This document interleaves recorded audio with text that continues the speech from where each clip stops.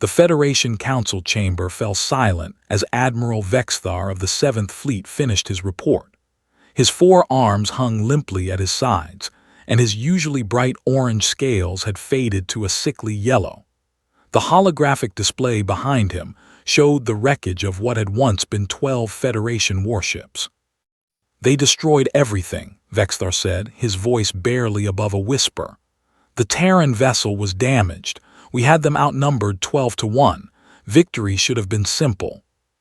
High Counselor Murenel leaned forward in her elevated seat. Her silver eyes studied the debris field in the hologram. She had led the Space Federation for over 200 standard years, and she had never seen anything like this. "Explain to us, Admiral, how one damaged Terran transport ship destroyed an entire battle group," she said. Vexthar's throat sacs inflated and deflated rapidly, a sign of extreme stress in his species.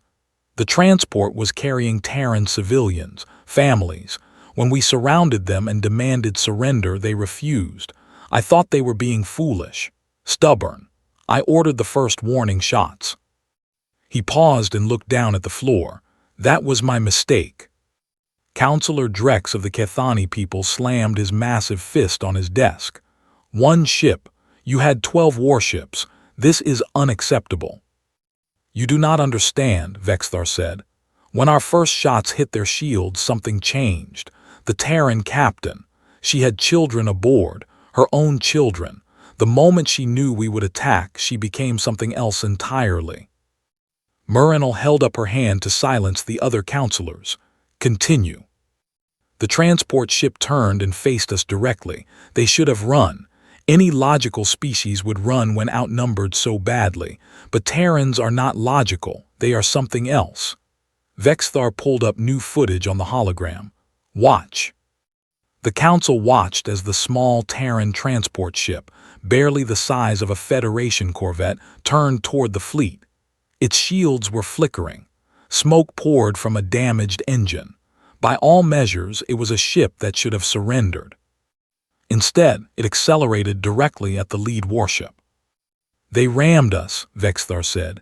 "The captain used her own ship as a weapon, but that was not the worst part. Before impact, she launched all her escape pods toward our other ships." "Escape pods are not weapons," Drex said, confused. "No, but Terrans are." Vexthar changed the footage to show the interior of one Federation ship. The pods attached to our hulls. The Terrans cut their way inside with tools meant for asteroid mining. What happened next? I cannot show you. It is too disturbing. "We are the Federation Council," Murenel said. "We have seen war before." "Not like this," but Vexthar played the footage anyway. The Council watched in horror as Terran civilians, men and women and even older children, fought through the corridors of the Federation ship. They had no proper weapons. They carried mining lasers, kitchen knives, metal pipes, and their bare hands. But they fought with a ferocity that made even the battle-hardened Kethani counselor look away.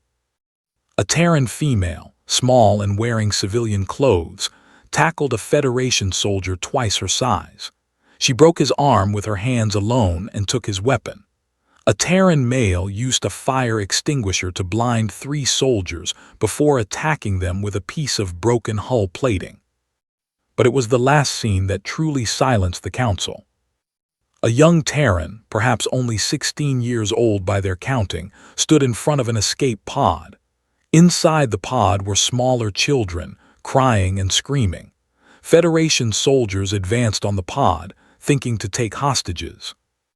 The young Terran did not run, did not surrender, did not beg. Instead, he picked up a piece of metal and stood his ground.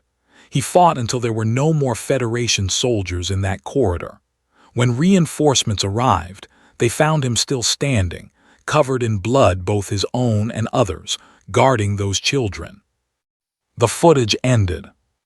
11 ships were taken this way, Vexthar said quietly. My own ship escaped only because we retreated at maximum speed.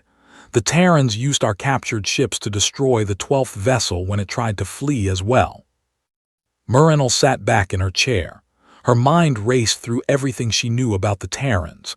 They had joined the Federation only 50 years ago. They were a young species, barely able to travel between stars when first contact was made. They had seemed friendly, cooperative, perhaps a bit strange with their loud voices and their constant need to form social bonds, but harmless. "How is this possible?" she asked. "Terrans are not warriors, they are merchants and explorers. They have only a small defense fleet." "That is what I thought as well," Vexthar said. "So I researched their history while I traveled here. What I found explains everything." He changed the hologram again. Now it showed images from the Terran homeworld. Cities burned, armies clashed, weapons of terrible power turned entire regions into wastelands. Before Terrans reached the stars, they spent thousands of years fighting each other, Vexthar explained. Not small conflicts like we have in the Federation. They fought total wars, wars that killed millions, sometimes hundreds of millions. They developed weapons that could destroy entire planets, and they pointed them at each other. "Madness," Drex muttered. "Yes, but that madness made them into something we did not expect. Every Terran carries the memory of those wars. Their bodies are built for combat, their minds are built for survival, and their hearts," Vexthar paused, "their hearts are built for protection."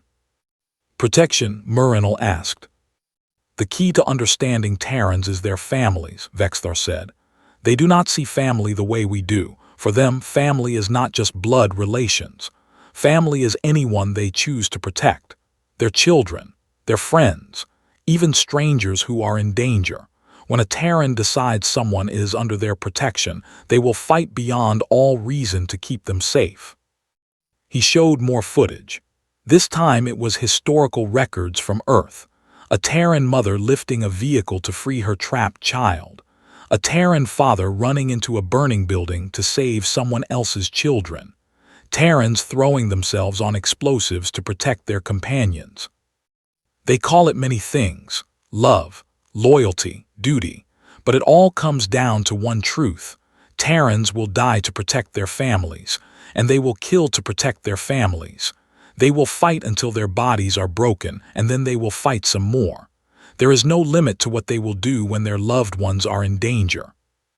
Murinal felt a cold sensation spread through her body. "Admiral, how many Terrans died in this battle?" "On the transport ship, 43. In the boarding actions, 27 more."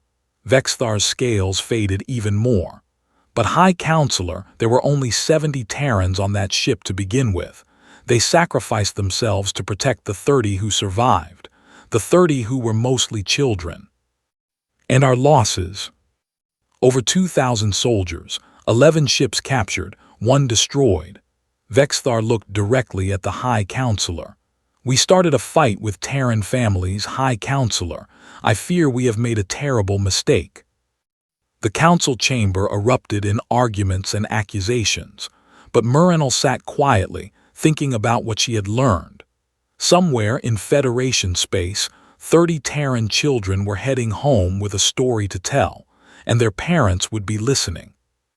The Federation had poked a nest they did not understand, and now they would learn what happens when Terrans fight to protect their own.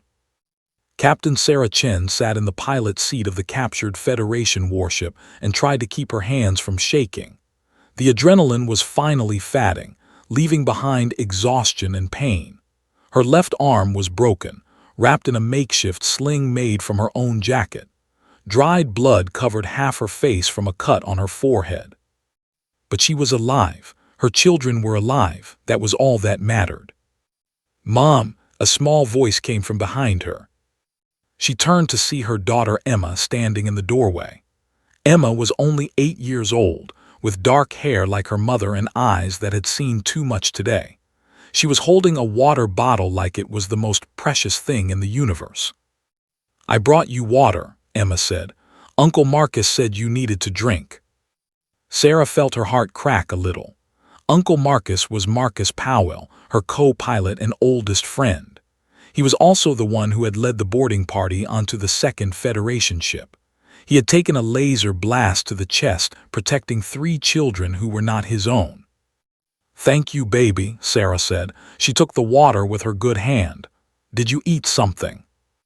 Emma nodded. "We all did. The food here is weird, but Auntie Liu made it taste okay." Auntie Liu. Dr. Jennifer Liu, the ship's medic, who had spent the last 3 hours treating the wounded while also keeping the children calm. She had told them stories and made them laugh, even as she pulled shrapnel from people's bodies. "That's good. Where's your brother?" "Tommy is sleeping. He's really tired." Emma paused. "Mom, is the bad stuff over?" Sarah wanted to say yes. She wanted to promise her daughter that everything would be fine now, that they would go home and forget this ever happened. But she couldn't lie. Not to Emma. "I don't know, honey, but I'm going to do everything I can to keep you safe. I promise." Emma seemed to accept this. She walked over and carefully climbed into her mother's lap, avoiding the broken arm. Sarah held her daughter close and looked out at the stars through the alien view screen. They were 3 days from the nearest Terran outpost, 3 days of traveling through Federation space in stolen ships. If they were caught, it would start all over again. The Federation would send more ships, more soldiers, more threats. But this time, Sarah had weapons. Real weapons. The captured ships had full armaments, and every surviving adult on board knew how to use them. They had learned quickly during the boarding actions. Amazing how fast people learned when their children were in danger. The door behind her opened again, and a tall man with gray hair stepped onto the bridge. Robert Chen, her husband, who had been in the engine room during the battle. He had kept their transport ship running long enough for the evacuation, then led a team onto the 4th Federation ship using nothing but welding torches and determination. "The convoy is formed up," Robert said. He knelt beside her chair and touched his daughter's hair gently. 5 ships, all responding to our control. We've got enough firepower now to fight our way through if we need to." "Let's hope we don't need to," Sarah said. "I'm tired, Robert. I'm so tired." "I know." He leaned forward and kissed her forehead just above the cut. "But you did it, Sarah. You saved them, all of them." Sarah shook her head. "We lost 70 people, 70 friends, 70 family members. And we saved 30 children who will grow up because of what we did today." Robert stood and looked out at the stars. "The Federation thought they knew what Terrans were. They thought we were soft, weak, easy targets. They know better now." "Yes, they do." Robert's voice grew hard. "And they're going to learn even more soon. Word of this will spread. Every human in Federation space will hear what happened here, and they're going to be angry." Sarah had thought about this during the long hours since the battle. The Federation had made a critical error. They had attacked civilians, families, children. In Terran culture, there was no greater crime. "I've been monitoring Federation communications," she said. "They're already calling emergency sessions. The Council is meeting right now to discuss what happened." "Good, let them discuss. Let them debate and argue and write reports." Robert's hands clenched into fists. "While they talk, we're going to act. I've already sent messages to Earth, to Mars, to every colony we have. By the time we reach home, every human in the galaxy will know what the Federation did. And then we show them who we really are." On a Federation mining station 300 light-years away, a human engineer named David Park received the message. He read it 3 times, his face growing paler each time. Then he shared it with the other humans on the station, all 47 of them. They gathered in the common room that night, speaking in low voices. The station had a crew of over 500, mostly Federation species. The humans had always been the minority, doing the dangerous work in the asteroid fields because their strange bodies could survive conditions that would kill others. "What do we do?" asked a young woman named Kim. She had been on the station for only 6 months, but she had already made friends among the non-human crew. "These people aren't our enemies. They're our co-workers." "Nobody's saying they are," said David. "But the Federation Council ordered that attack. The same council that runs this station. The same council that controls our lives out here." "We're not soldiers," said another man older, with scars on his hands from decades of mining work. "We can't fight a war." "We don't have to fight." David pulled up a schematic on his data pad. "But we can prepare. We can make sure that if the Federation tries what they tried with that transport ship, they'll regret it. We can protect ourselves, protect each other." The gathering went on for hours. Plans were made. Supplies were quietly set aside. Communications were established with other human populations throughout Federation space. Nobody outside that room knew what was discussed. The Federation species on the station noticed only that their human coworkers seemed quieter than usual, more serious. Some thought the humans were homesick. Others didn't think about it at all. They would learn their mistakes soon enough. On the Federation capital world of Ethon Prime, High Counselor Murinal called an emergency meeting of the full Security Council. Representatives from 37 species filled the vast chamber, all of them talking at once. "Order," Murinal's voice cut through the noise. "We will have order." Gradually, the chamber fell silent. Murinal stood and looked out at the assembled leaders. These were the most powerful beings in the Federation, rulers of empires that spanned hundreds of star systems, and they were afraid. "You have all seen the reports," she said. "You know what happened at the Terran transport ship, but what you may not know is what has happened since." She activated the chamber's central hologram. A map of Federation space appeared, dotted with thousands of lights. Each light represented a human population. "In the last 12 hours, Terran communication traffic has increased by 800%, Murinal said. "They are talking to each other across the entire Federation. Our analysts have been unable to decode most of their transmissions. They are using languages and codes we do not recognize." "What are they planning?" demanded the Kethani representative.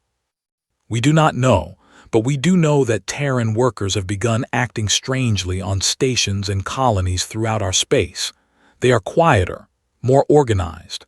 Some have been seen stockpiling food and tools." "They're preparing for war," said Counselor Drex.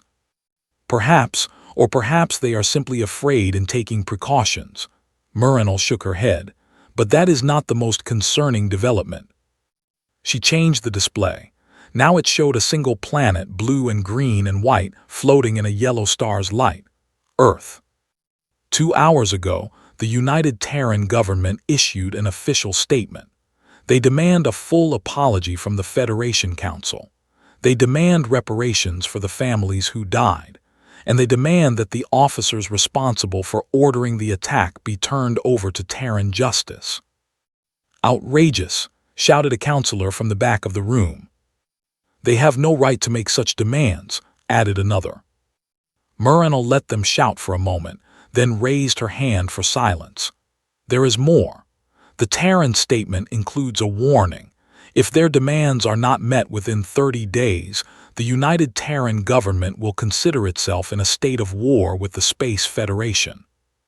The chamber exploded. Counselors screamed at each other, at Murinal, at the empty air. Some called for immediate military action against Earth. Others demanded negotiation. A few simply sat in stunned silence. But Murinal watched a small group of counselors in the corner of the chamber. These were the representatives of species who had worked closely with humans over the years. The Velani, whose traders preferred human partners. The Sereth, whose scientists collaborated with Terran researchers. The small, quiet Mendari, whose artists had found unexpected inspiration in human creativity. These counselors were not shouting. They were not panicking. They simply sat and watched, their expressions unreadable. Murinal wondered what they knew that the others didn't. The next morning she found out. A Velani counselor named Keseth requested a private meeting. He was old, even by his species standards, with silver patterns on his skin that marked centuries of experience. He walked slowly into Mur-Enel's office and sat without being invited. "You wanted to see me?" Mur-Enel asked. "I wanted to warn you," Keseth said. "You are making a terrible mistake. The Council has not yet made any decisions. You are planning to reject the Terran demands. I can see it in the way the debates are going. The powerful species think they can intimidate the humans into backing down. They think a show of force will remind the Terrans of their place in the Federation." Keseth's eyes were deep and sad. "They are wrong." Mur-Enel leaned forward. "You have worked with Terrans for many years. Tell me what you know." Keseth was quiet for a long moment. Then he began to speak. "When I was young, I commanded a trading vessel. We worked the outer colonies, places where law was flexible and danger was common. One day, we came across a Terran settlement on a moon called Haven. They had built their colony in an old mining complex, using whatever materials they could find." He paused, remembering.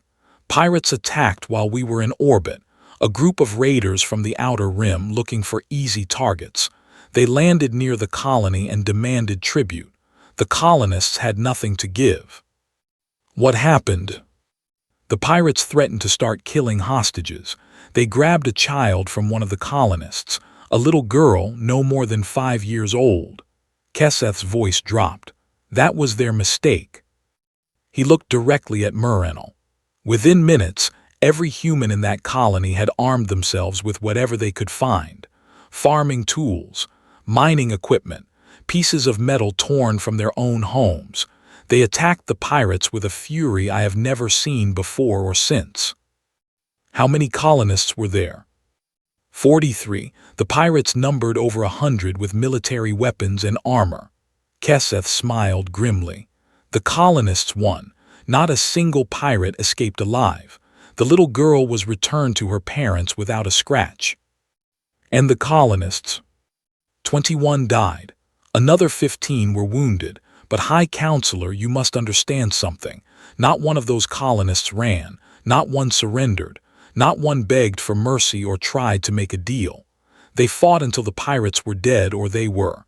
And afterward the survivors did not mourn. They celebrated. They were proud of what they had done." Keseth leaned back in his chair. "That is who the Terrans are. That is what you are about to face. And if you think a show of force will frighten them into submission, you do not understand them at all." Mur-Enel considered his words carefully. "What do you suggest we do?" "Give them what they want. Apologize, pay the reparations, punish those responsible for the attack." Keseth stood slowly, his old joints protesting. "It will be humiliating. It will make the Federation look weak. But it is the only path that does not lead to disaster." "And if we do not?" Keseth walked to the door, then turned back one last time. "Then pray to whatever gods your species believes in, High Counselor, because the Terrans will come for their vengeance, and nothing in this galaxy will stop them." He left, and Mur-Enel sat alone with her thoughts. Outside her window, the capital city of the greatest interstellar civilization in known history spread out in all directions. Billions of beings going about their lives, trusting that their government would protect them. She thought about the Terrans, their strange customs, their loud voices, their need to touch each other and form bonds with anyone who showed them kindness. And she thought about the footage from the transport ship, the mother who rammed her ship into an enemy fleet, the teenagers who fought to protect children they barely knew, the willingness to die, to kill, to do anything necessary for family. The Federation had millions of ships, trillions of soldiers, resources beyond counting. But the Terrans had something else, something that could not be measured or quantified. They had love. And Mur-Enel was beginning to understand that love was the most dangerous weapon in the universe. The 30-day deadline approached like a storm on the horizon. Throughout Federation space, species who had never given humans much thought began to pay attention. They watched the news feeds. They talked to the humans who lived among them. They tried to understand what was happening. Some were surprised to learn that the humans were angry. They had always seemed so friendly, so eager to please, so willing to adapt to local customs. How could such a mild species threaten war against the greatest civilization in the galaxy? Others understood all too well. These were the species who had shared meals with humans, who had worked beside them, who had been included in what the humans called their found family. They knew what that meant. They knew what the humans would do to protect their own. And they were afraid. On the mining station where David Park worked, tensions grew every day. The human workers continued their duties, but something had changed. They moved differently, spoke differently.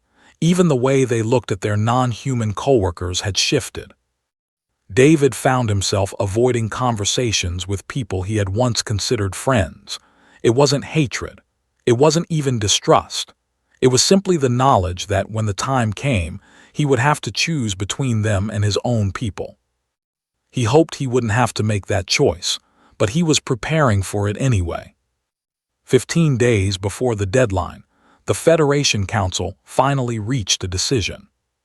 They would not apologize. They would not pay reparations. They would not surrender their officers.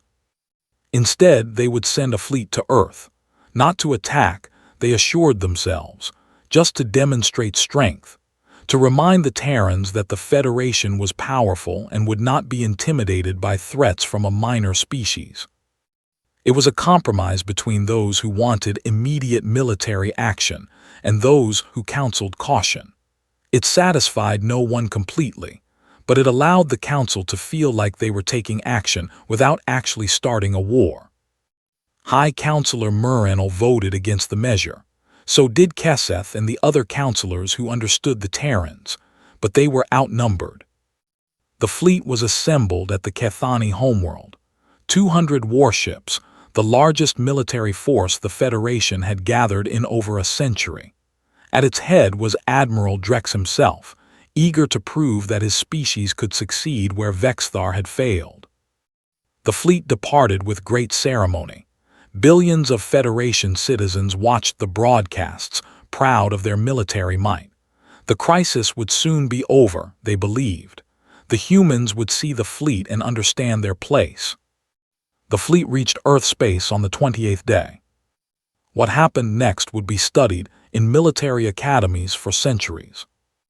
The 200 Federation ships emerged from faster-than-light travel, expecting to find a small Terran defense fleet.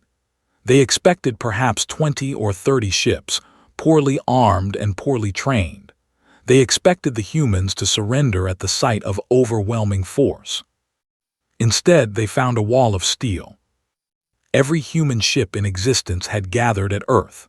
Military vessels, yes, but also converted freighters, mining ships, even personal yachts with weapons bolted to their hulls.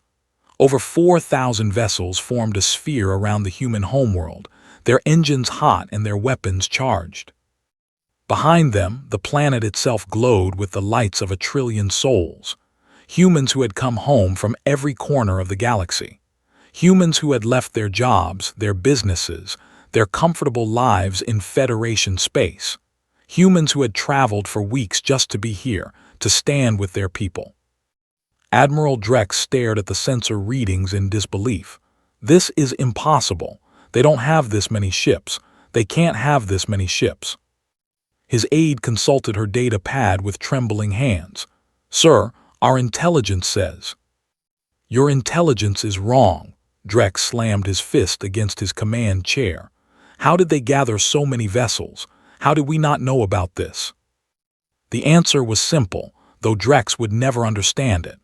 For the past 28 days, every human in Federation space had been working toward this moment. They had pooled their resources, shared their ships, sacrificed their savings. Families who had never met worked together to rebuild old vessels and convert them for combat. They had done it in secret, talking in languages and codes the Federation couldn't translate. They had done it without orders or central coordination. They had done it because it was what families did. They protected each other. Admiral Drex's communications officer spoke up, her voice shaky. Sir, we're receiving a transmission from the human fleet. It's their leader. She wants to speak with you. On screen. The main view screen flickered and a face appeared. Admiral Sarah Chen, promoted by unanimous vote of the Terran Defense Council just 1 week ago. Her arm was still in a sling, and a fresh scar marked her forehead, but her eyes were clear and cold. Admiral Drex, she said, you have entered Terran space with hostile intent. You have 20 minutes to turn your fleet around and leave. If you do not, we will consider this an act of war and respond accordingly. Drex laughed. The sound was harsh and ugly.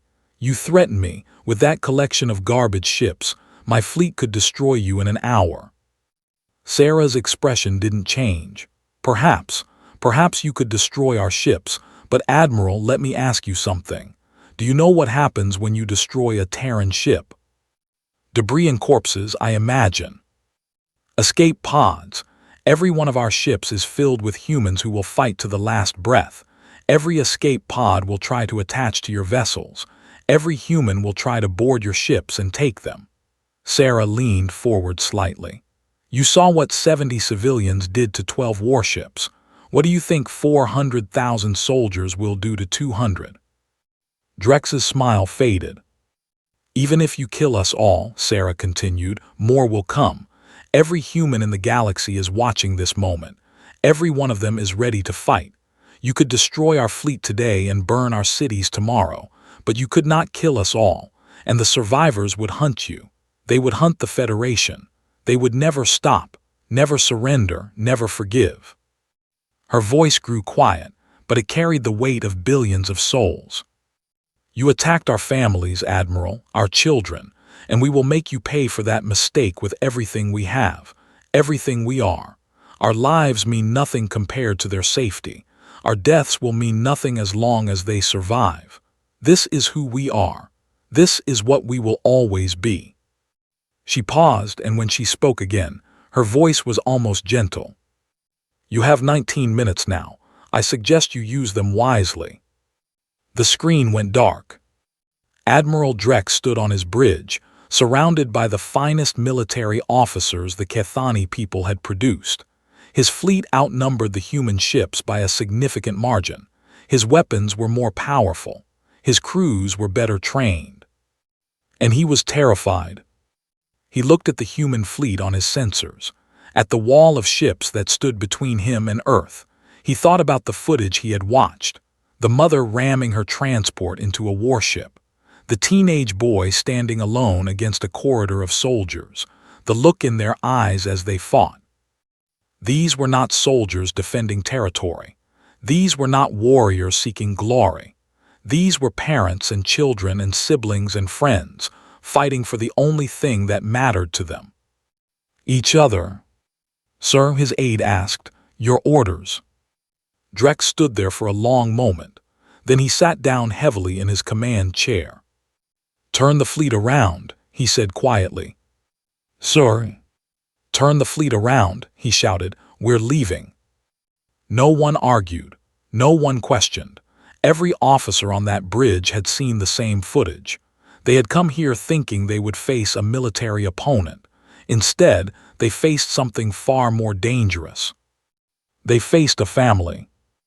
The Federation fleet turned and retreated. The human defenders watched them go in silence. There was no celebration, no cheering, just the quiet relief of people who had prepared to die and had been granted another day of life. On the bridge of her flagship, Sarah Chen finally allowed herself to breathe. It's over, her aide asked. For now, Sarah looked out at the stars where the Federation fleet had disappeared. But they'll be back, they'll have to be. Their pride won't let them accept this. Then what do we do? Sarah thought about her children, sleeping safely on the planet below. She thought about Marcus and the others who had died protecting them. She thought about the millions of humans scattered across Federation space, all of them ready to fight and die for each other.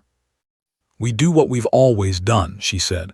We protect our family, whatever it takes, for as long as it takes. The first battle was over, but Sarah knew the war was just beginning.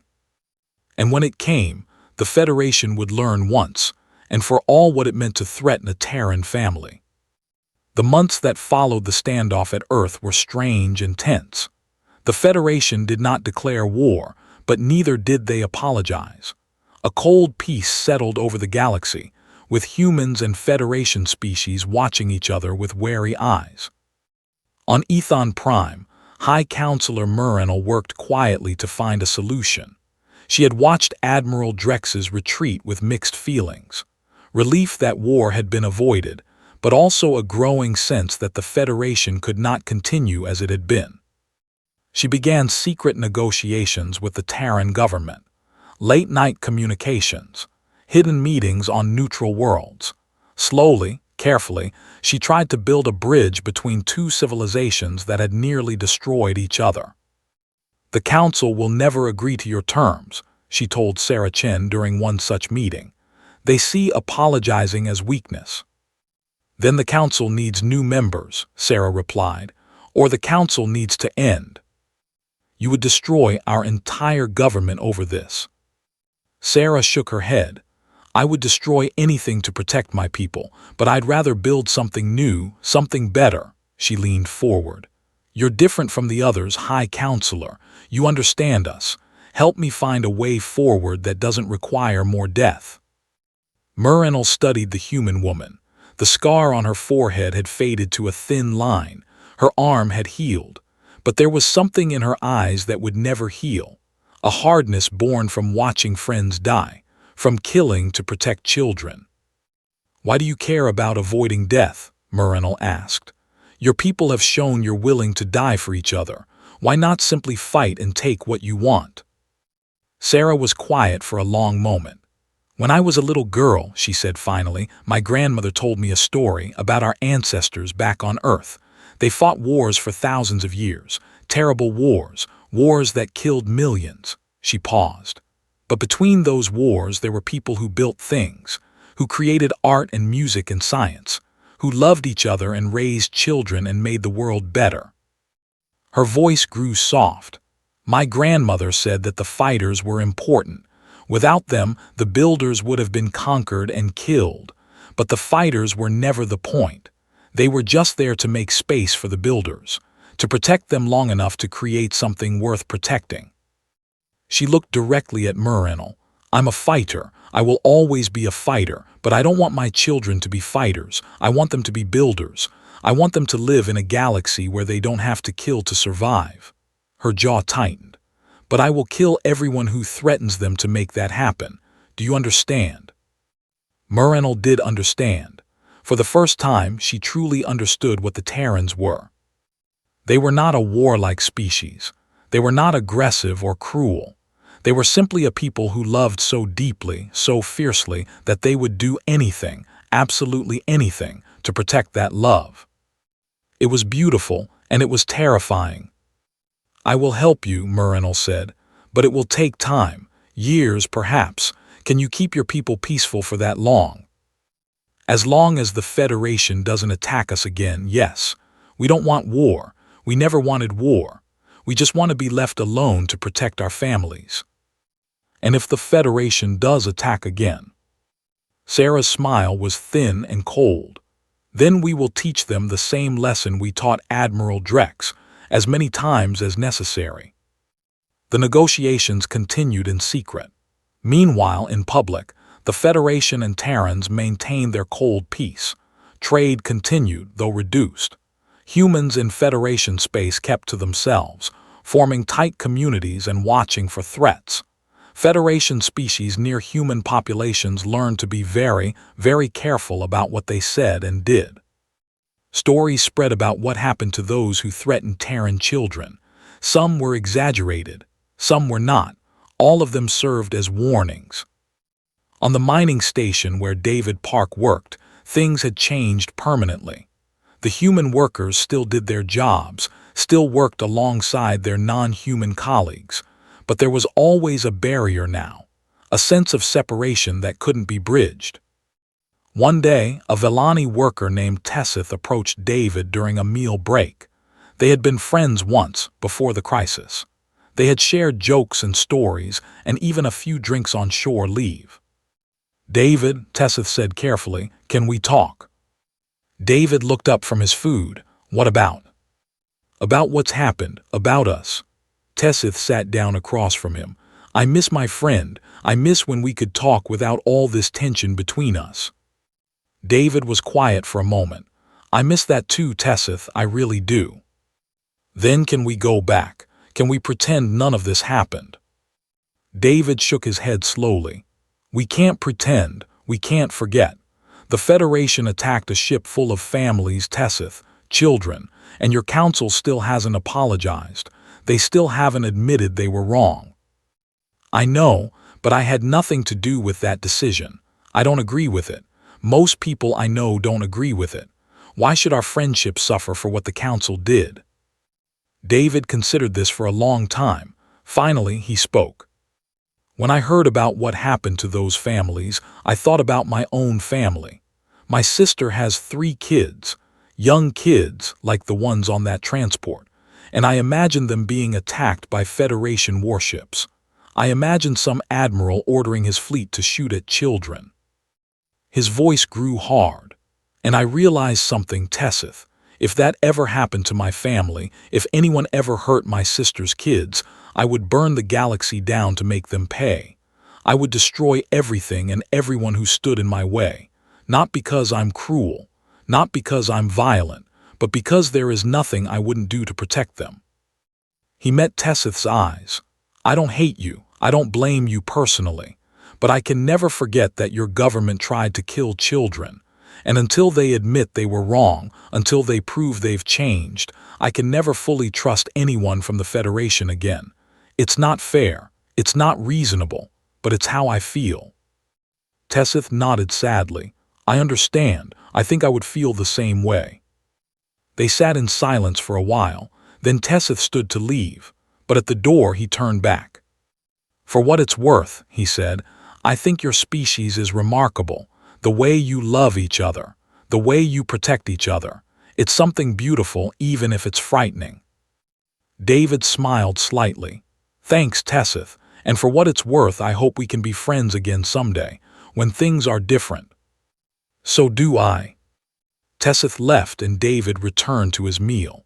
But he thought about what he'd said long after, about the fire that burned in every human heart, the willingness to do anything, anything at all for family. It was their greatest strength, and maybe their greatest burden. The years passed. Murrenel's secret negotiations continued, slow and difficult. Old counselors retired or died, and new ones took their place. The memory of the standoff at Earth faded, replaced by other concerns and crises. But the Federation never forgot. How could they? The humans were everywhere now. In every station and colony and trading post, there were people who would fight beyond all reason to protect each other, people who could not be intimidated or bought or broken. The Federation had thought they were dealing with a minor species. They had learned they were dealing with something far more dangerous. A family. 5 years after the crisis, the Federation Council finally agreed to peace talks. The negotiations were public now, broadcast across the galaxy. Trillions watched as the High Counselor and the Terran President sat down across from each other. The talks lasted for 3 months. There were arguments and setbacks and moments when it seemed like everything would collapse, but in the end, they reached an agreement. The Federation would formally apologize for the attack on the transport ship. They would pay reparations to the families of those killed. The officers who ordered the attack would face trial, not under Terran law, but under a new interstellar court with judges from both civilizations. In return, the Terrans would end their military buildup.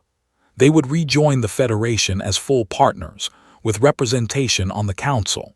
They would share their technology and their resources and their strange, fierce love with the galaxy. The treaty was signed on Earth, in a ceremony watched by more beings than any event in history. Sarah Chen was there, standing behind the Terran president. Her children were grown now. Her daughter Emma, a young woman with her mother's dark hair and a future full of possibilities. After the signing, Murinal approached Sarah privately. The High Counselor looked older, worn down by years of political struggle, but there was peace in her eyes. "We did it," Murinal said, "against all odds." "We did." Sarah looked out at the celebration. Humans and aliens mixing together, laughing and talking, building the future that she had promised her grandmother's memory she would create, though I never thought I'd see it. "Neither did I. Your species is remarkable, Admiral Chen. I still don't fully understand you, even after all these years." Sarah smiled. "There's nothing complicated about us, really. We just love our families. That's all we've ever done, all we'll ever do." That simple love nearly destroyed two civilizations. And that simple love saved them both. Sarah watched a group of human and Velani children playing together near the fountain. Love isn't always gentle, High Counselor.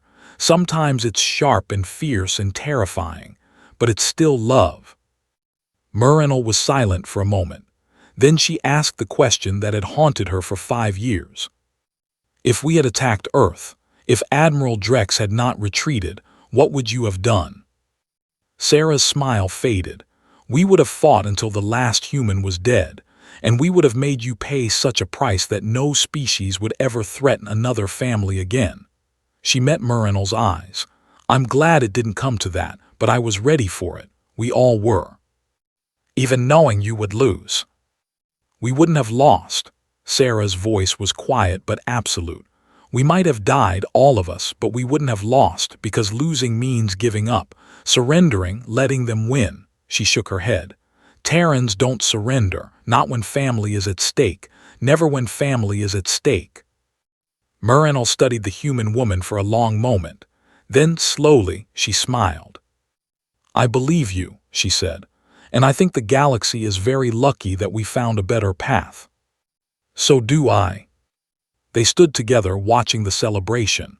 Human and alien, former enemies, perhaps someday friends. The galaxy had learned a lesson that day, a lesson it would never forget. Terrans fought harder when protecting family, not because they were warriors, not because they were violent or aggressive or cruel, but because they loved so deeply, so completely, that they would do anything, absolutely anything, to keep their loved ones safe. It was a simple thing, really, the simplest thing in the universe. But it had changed everything. In the years that followed, the story of the transport ship became legend. It was taught in schools across the galaxy. Children of 100 species learned about the 70 humans who had faced impossible odds to protect their children, about the mother who rammed her ship into an enemy fleet, about the teenagers who fought with pieces of metal against armored soldiers, about the family that had stood against an empire and refused to break. And every species that heard the story understood the same truth. Never threaten a Terran's family. Because when Terrans fought for family, they fought with everything they had, everything they were. They fought beyond pain and exhaustion and fear. They fought beyond hope itself. And they never, ever stopped. The Space Federation had learned that lesson the hard way. The galaxy would remember it forever. This is who the Terrans were. This is what they would always be. A family. A very dangerous, very loving, very human family. And the universe was better for having them in it.